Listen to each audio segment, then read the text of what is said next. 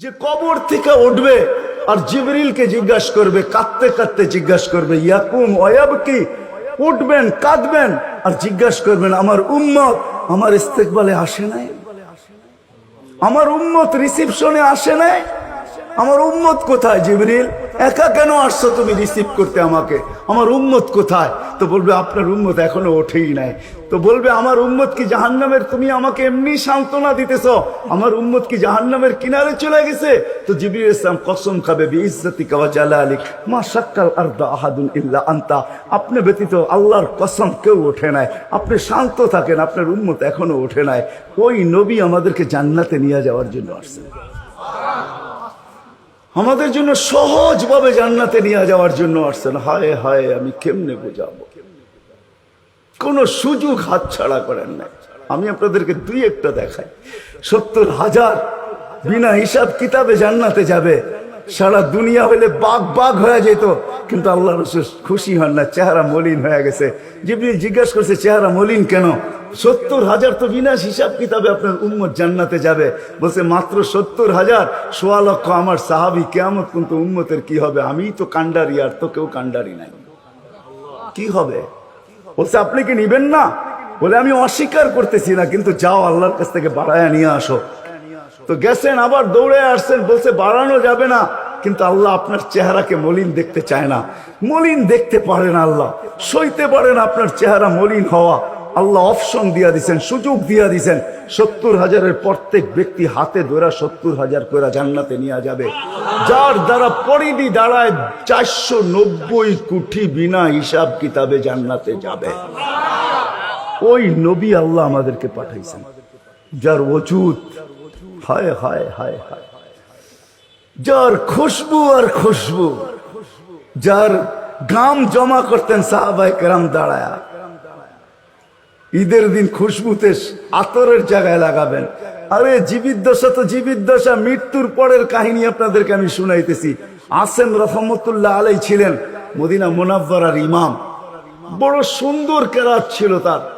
উনি যখন কেরাত পড়তেন বা মুখ খুলতেন বা কথা বলতেন, তো পুরা মদিনায় সুঘ্রাণে ঢেউ খেলতে থাকতো। মদিনাবাসী ওনাকে বাধ্য করছে, আসেম তোমার মুখ খুলতে দেরি, সুঘ্রাণ তুফানের মতো বাহির হইতে দেরি করে না, তুমি কেরাত পড়ো, তোমার আওয়াজও সুন্দর, কেরাতও সুন্দর, দ্বিতীয় দিকে তোমার সুঘ্রাণের চোটে আমরা পাগল হয়ে যাই, মাতাল হয়ে যাই। শুধু মসজিদ না, মসজিদের বারিন্দা না, পুরা মক্কার মদিনার ভিতরে ঢেউ খেলতে থাকে। এই সুঘ্রাণ পাইলা তো পাইলা কোত্থেকা?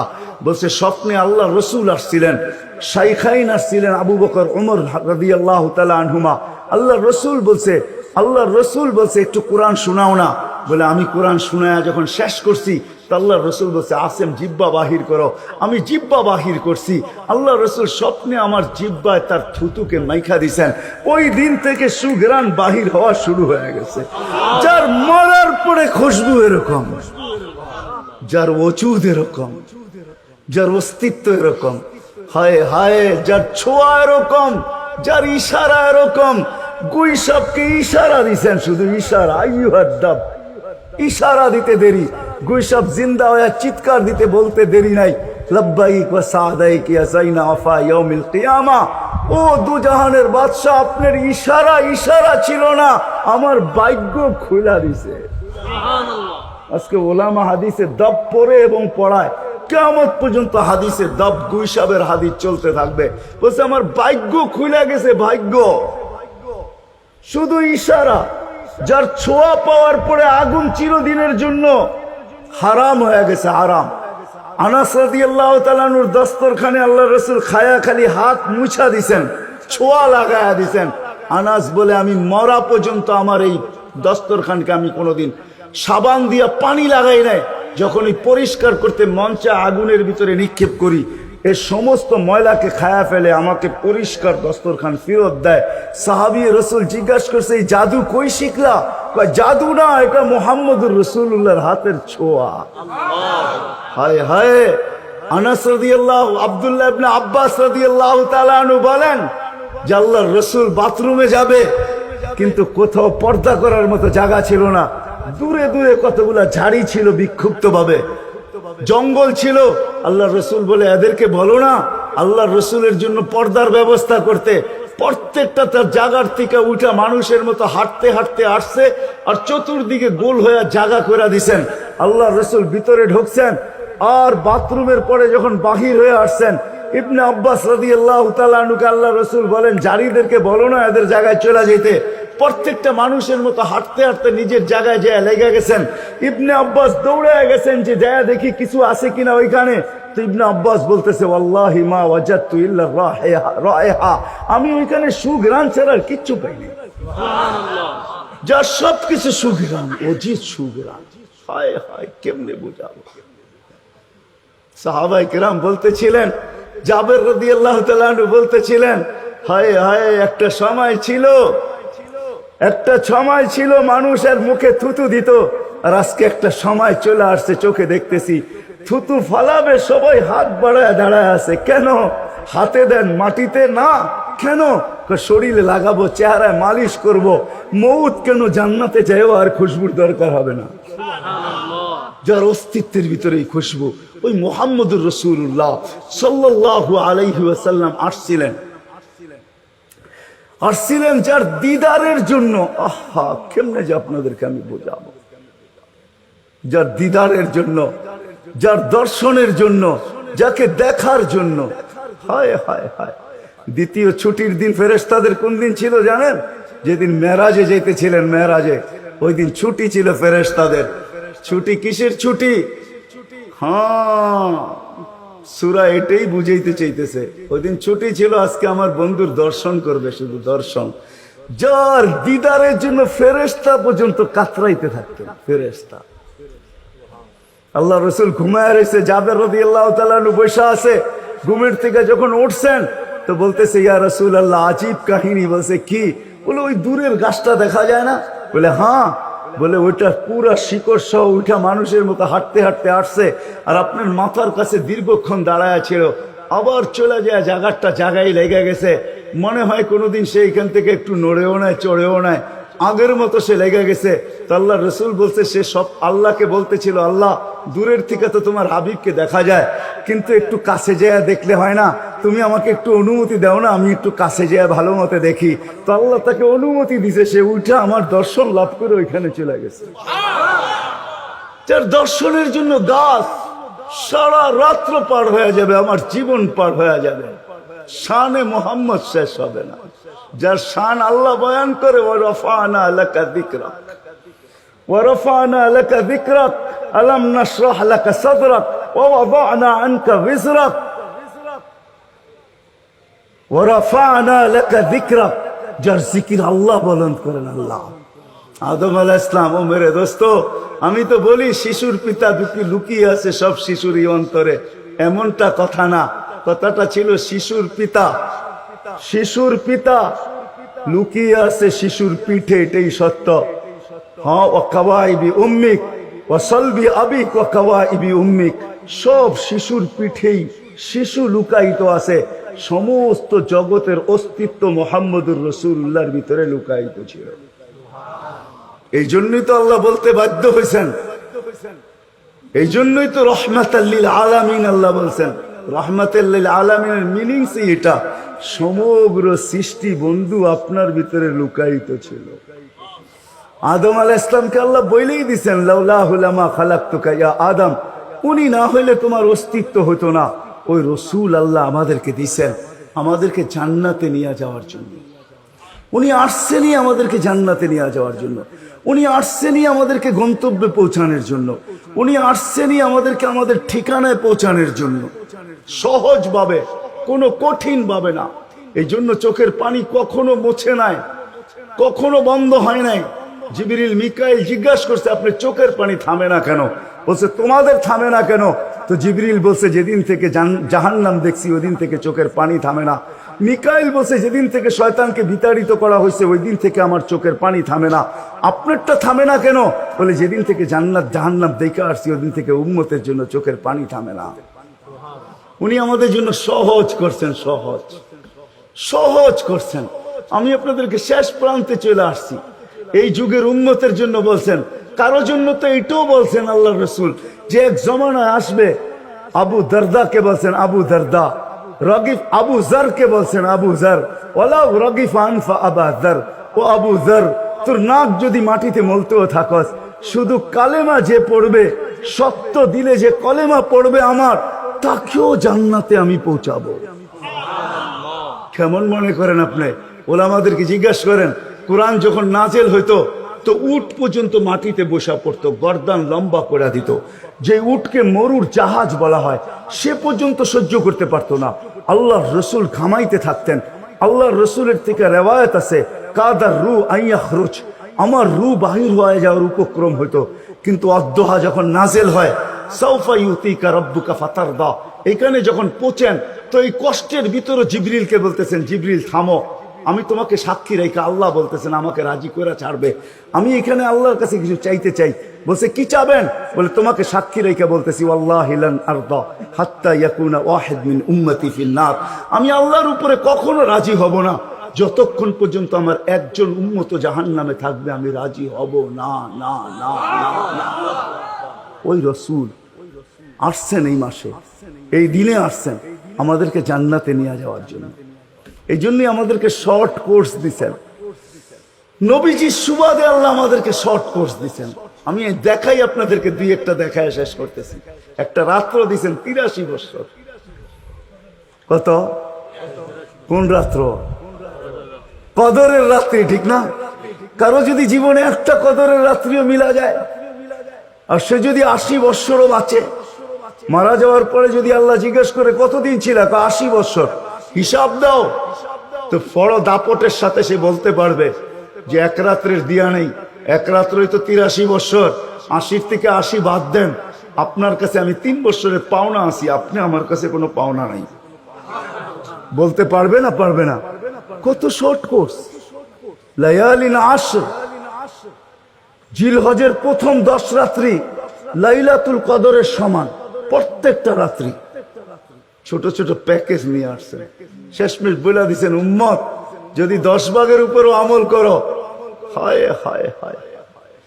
এই উম্মতের জন্য তো সুবাদে আমি এক হাদিস আপনাদেরকে দেখাইতেছি, রসুল কি পাইলাম আর কি করতেছি।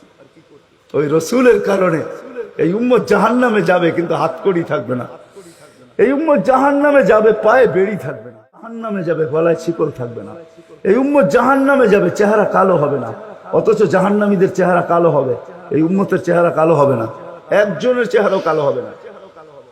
ফেরেশতা জিজ্ঞেস করবে, আল্লাহ চেহারা তো ঝকঝকে, গলায় নাই শিকল, পায়ে নাই বেড়ি, হাতে নাই হাতকড়ি, এটা আবার কি পাঠায় দিলেন? তো আল্লাহ জবাব দিবে, আমার বন্ধুর উম্মত, খবরদার।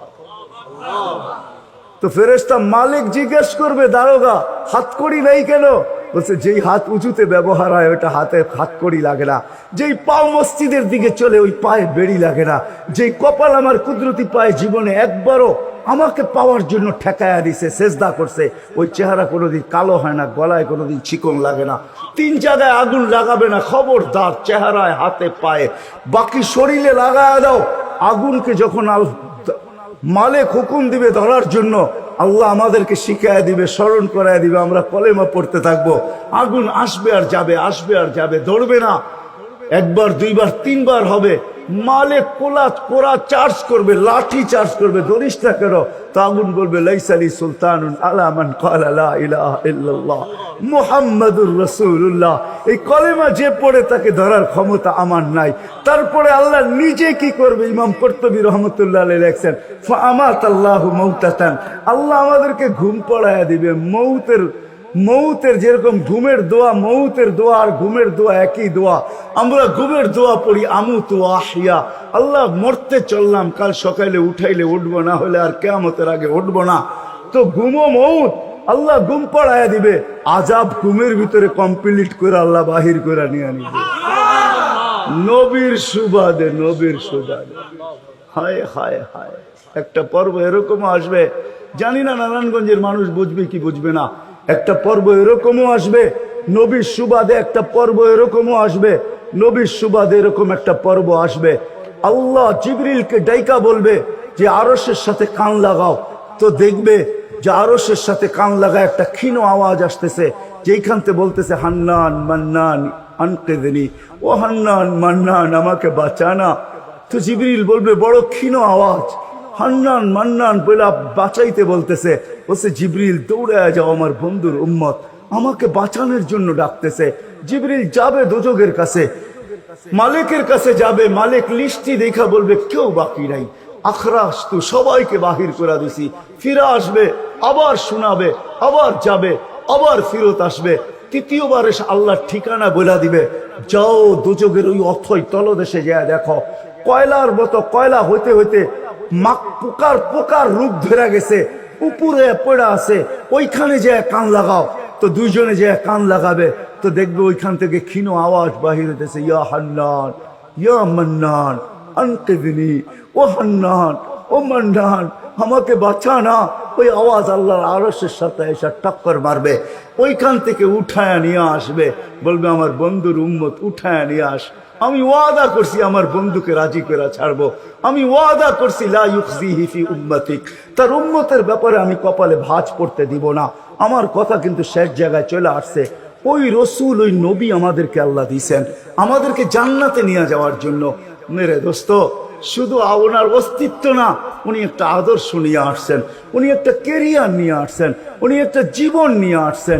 যেই জীবনের একটা সুন্নত যদি কেউ তার নিজের জীবনে প্রতিফলিত করে, নিজের জীবনে অভ্যাসে রূপান্তরিত করে, আর নিজেকে অভ্যস্ত করে আল্লাহ পর্যন্ত যদি পৌঁছাইতে পারে, খোদার কসম এটার ওয়েট এতটুকু হবে, সমগ্র জগৎ একবার না 10 বারও যদি এক পাল্লায় রাখা হয়, আর ওই সুন্নতকে এক পাল্লায় রাখা হয়, তো এই সুন্নতের ওয়েট বেশি।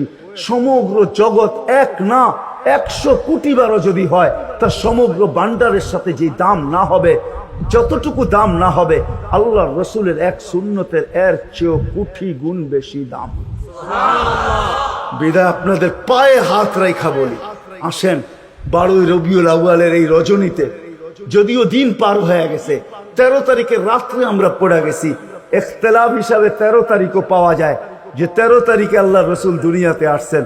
হতে পারে আজকের রাস্তাও উপরে, কিন্তু আমাদের কোনো সামিয়ানা নাই, ডাইরেক্ট আকাশ। আল্লাহ 3 ভাগের 1 ভাগ রাত্রের অতিবাহিত হয়ে গেছে। আল্লাহ এখন প্রথম আকাশে চলে আসছেন, নিজেই আহ্বান করতেছেন, হাল মিন মুস্তাগফির আগফির আলা। দুনিয়ার মানুষ আসামিকে তালাশ করে ফিরে শাস্তি দেওয়ার জন্য। ও রব্বে কায়নাত নারায়ণগঞ্জের মানুষ প্রথম আকাশে আইসা ডাক দিতে থাকে, কে আসছো আসামি, আমি শাস্তি দিব না, আমি তো মাপের ভান্ডার নিয়ে আসছি, আমি তোকে মাফ করব। তুই মাপ চাইতে দেরি, আমি মাফ করতে দেরি হবে না। গুনার পরিধি যুবকরা কতটুকু তোমাদের গুনার পরিধি কেমন? সমগ্র সৃষ্টি মিলাও যদি সারা জীবন গুনাহ করে, জিবরিল তার জন্ম থেকে মৃত্যু পর্যন্ত যদি গুনাহ করে, সমগ্র ফেরেশতা কেন সমগ্র সৃষ্টি মিলা আল্লাহর নাফরমানি করা ওই পর্যন্ত গুনাহকে পৌঁছাইতে পারবে না, যেই পর্যন্ত আল্লাহ বলতেছেন ওয়ালাউ বালাগাত যুনুবুকা ইনানাস সামা ওমা আশরাকতা বি ফাস্তাগফারতানি ফাগফারতু লাকা ওয়ালা উবালি। তোমাদের গুনাহ দিয়া যদি আমার আকাশের পরিধি পর্যন্ত ভেদ করে চলা যায়, একজনের গুনাহ, আমি তো বললাম সমগ্র সৃষ্টি মিলেও সম্ভব না, একজনের গুনাহ তো দূরের কথা, আমার আকাশের পরিধি ভেদ করে চলা যায়। তুমি মাপ চাইতে দেরি, আমি মাফ করতে দেরি করবো না। এই উম্মত তো মাপ চাইতেও হয় না, নবীর সুবাদে আল্লাহ এই উম্মতকে সুযোগ দিছেন। তর্জমা ওলামায়ে কেরাম ভালো বুঝবে।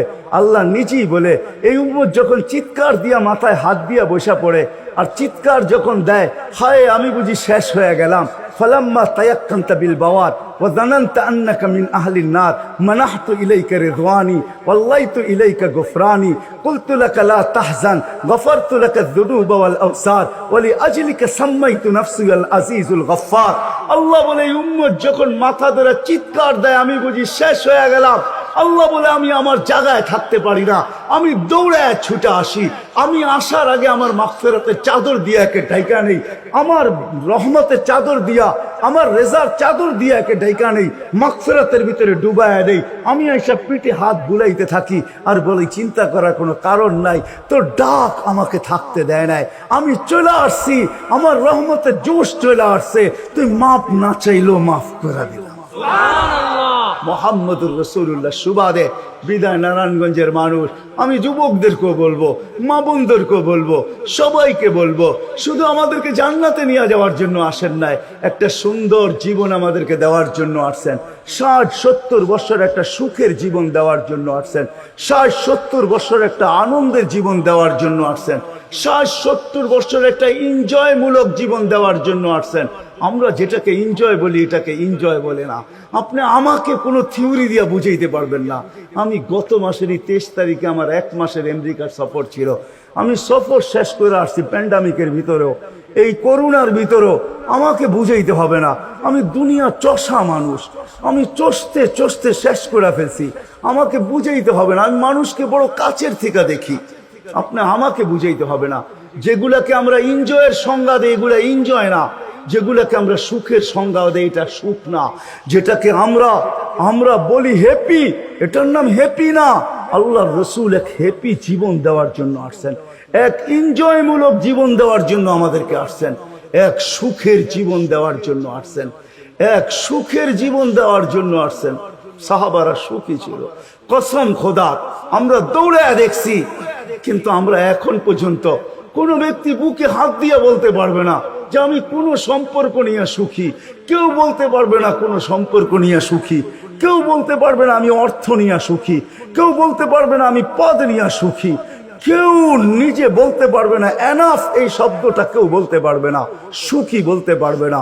কিন্তু মেরে দোস্ত, আসেন নবীর আদর্শে আদর্শবান হই, নবীকে চিনি, নবীর কেরিয়ার পড়ি, নবীর শান পড়ি, নবীর জীবন পড়ি, তারপরে আমল করি।